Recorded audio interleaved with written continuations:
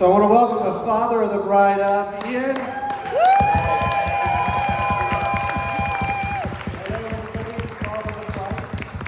You may remember me from events such as stepping on the bride's dress, followed up by stepping on the mother of the bride's dress shortly after that, so I'm going to try and keep it going.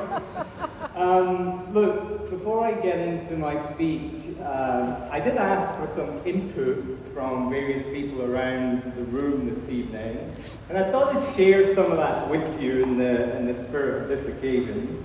So Table 10 gave me some advice.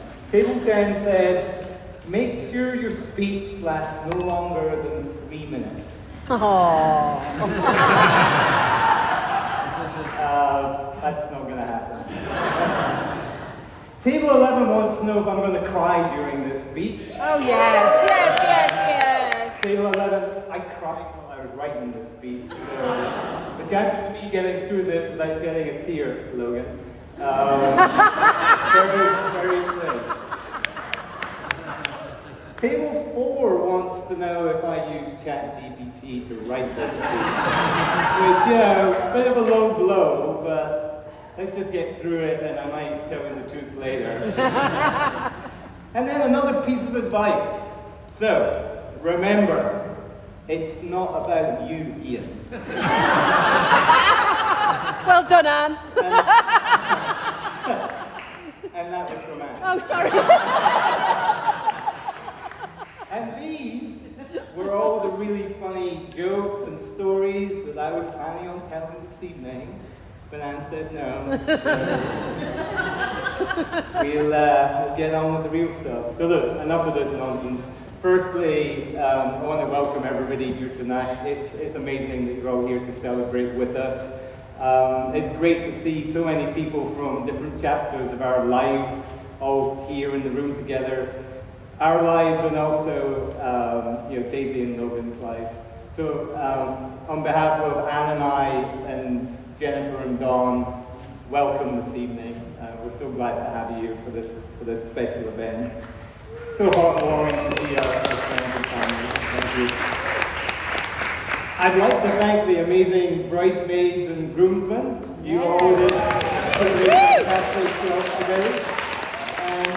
And all the family and friends who really pulled together over the last couple of months and made this such a great day today. Thank you for all your contributions. It's been amazing. Cole, you were outstanding as an official. I'm going to say, it was quite a day where I thought you were going to be my first son-in-law. But,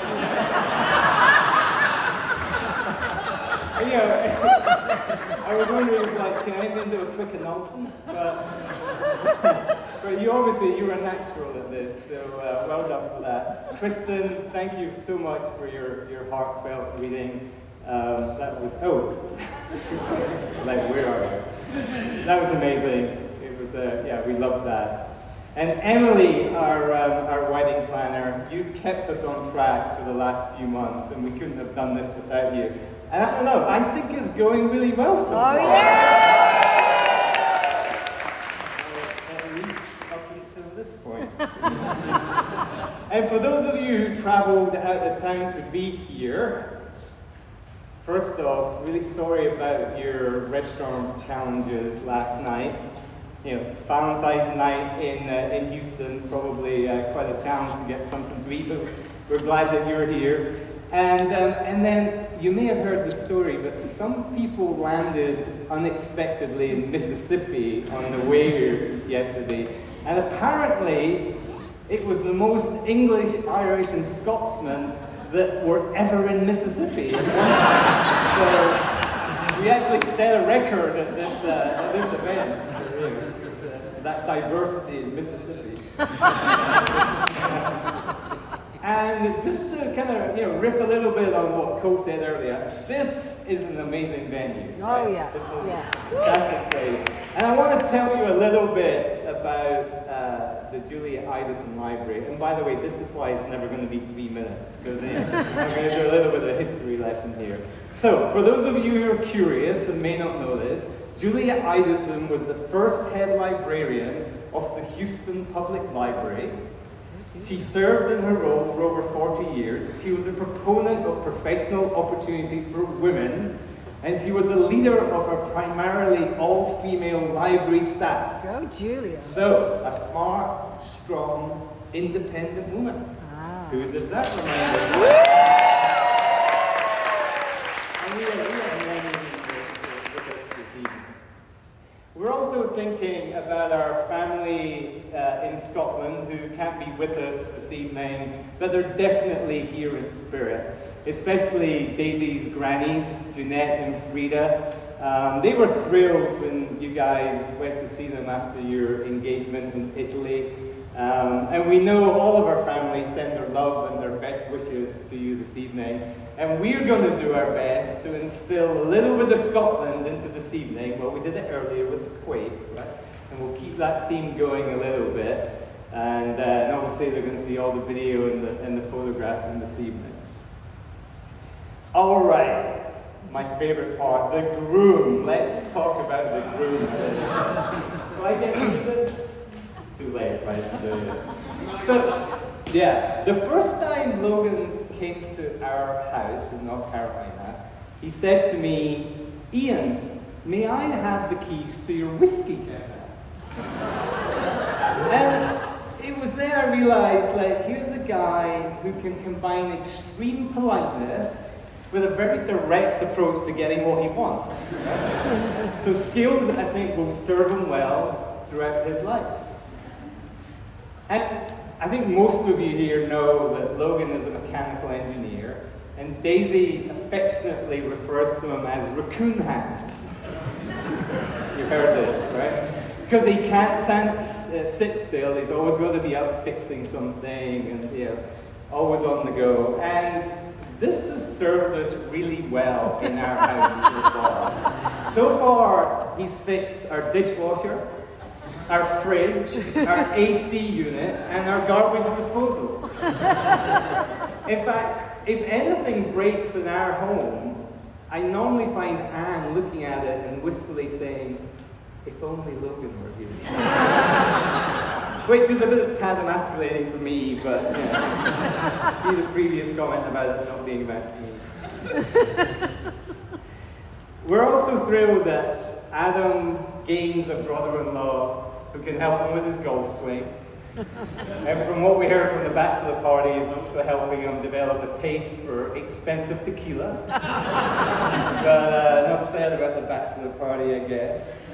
But what really sealed the deal for us, as Logan as our future son-in-law, was early in their relationship, Logan had to take Daisy to the ER for a procedure that included the insertion of an IV drip.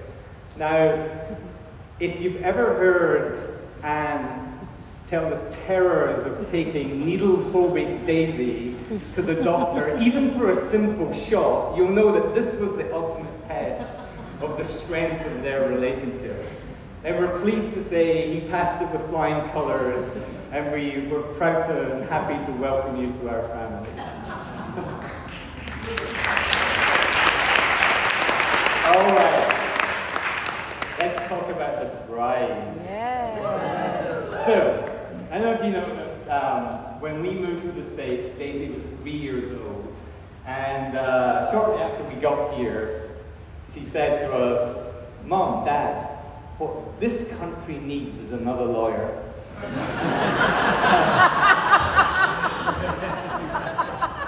And by the way, I've been told to keep lawyer jokes to a minimum. There's a few in the room tonight, and there's a couple of bridesmaids that could easily take me out. So that's my last cheap shot at lawyers. Anyway, it was clear from the start that Daisy showed all the talents of a budding lawyer. She was extremely organized, always had a to-do list on the go, although her room looked like a crime scene most of the time. She loved a good argument, or her negotiation skills were great. She always had a strong work ethic, never doing the bare minimum, right? And she charged us $5 a minute to empty the dishwasher. So clearly lawyering was always in her path. Okay, there were 2 cheap jokes about lawyers, but definitely done with the lawyer jokes now. So these skills and her determination set her on a path to Rice University, where she met Logan. Now, we knew Daisy had found somebody really special when she started to do things which previously would have seemed unimaginable to us. It started with her participation in the Baldridge annual New Year's Day polo plunge. She then bought cowboy boots and attended a rodeo. And last Christmas Day, she attended a Houston Texans game. I mean, who is this woman? Daisy, you look beautiful today, and know that we're so proud of the funny, kind, determined person that you are, and all that you've achieved in your life so far. And we're so happy that you've been embraced by the Baldridge family, and we thank the Baldridge family for that. And we can't wait to see what you do, 2 of you do together in your next stage of life. All right, so table 4, I'm wrapping up. Let me wrap up by sharing a few words of wisdom, because I suspect this is my last chance and I'm going to be able to do this. Daisy Logan, never let the sun set on a disagreement. Always take time to laugh with each other, and occasionally take time to laugh at yourselves.